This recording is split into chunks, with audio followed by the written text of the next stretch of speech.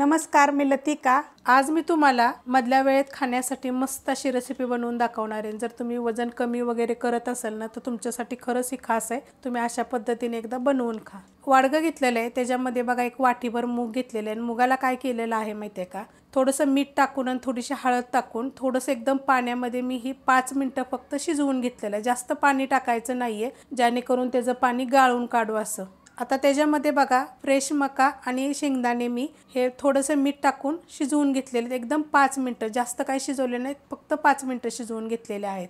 हे बीटरूट आहे बघा, साल काढून छोटे छोटे तुकडे केलेले आहेत आणि हे पण तुम्ही खिसून घेतले तर चालेल। अर्धी वाटी बघा ही काकडी आहे, त्याची पण मी साल काढून छोटे छोटे तुकडे करून घेतलेले आहेत। अर्धी वाटी गाजर घेतलेले आहे, त्याची पण साल काढलेली आहे, छोटे छोटे तुकडे करून घेतलेले आहेत। अर्धी वाटी टोमॅटो आहे, त्याचे पण बघा मी छोटे छोटे तुकडे करून घेतलेले आहेत। अर्धी वाटी बघा हे पत्ता कोबी घेतलेला आहे, स्वच्छ धुवून बारीक तुकडे करून घेतलेले।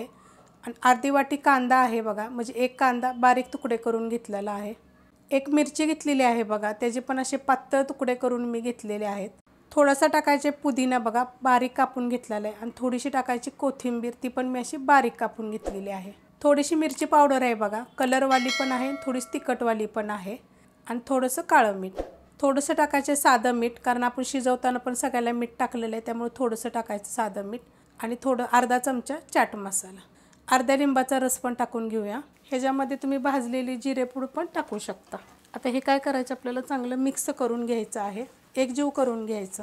मस्त असं बघा मिक्स करून घेतलेलं आहे, मस्त झालेलं आहे बघा। आणि चवीला पण एक नंबर होतं। काय होतं माहिती आहे का, ताटाला लावायसाठी पण हे चांगलं आहे। आणि तुम्ही जर वजन कमी करायचं असाल ना तर त्याच्यासाठी पण चांगलं आहे। आणि मुलांना मधल्या वेळेस काय द्यावं असं प्रश्न पडतो ना, त्यासाठी ही उत्तम आहे।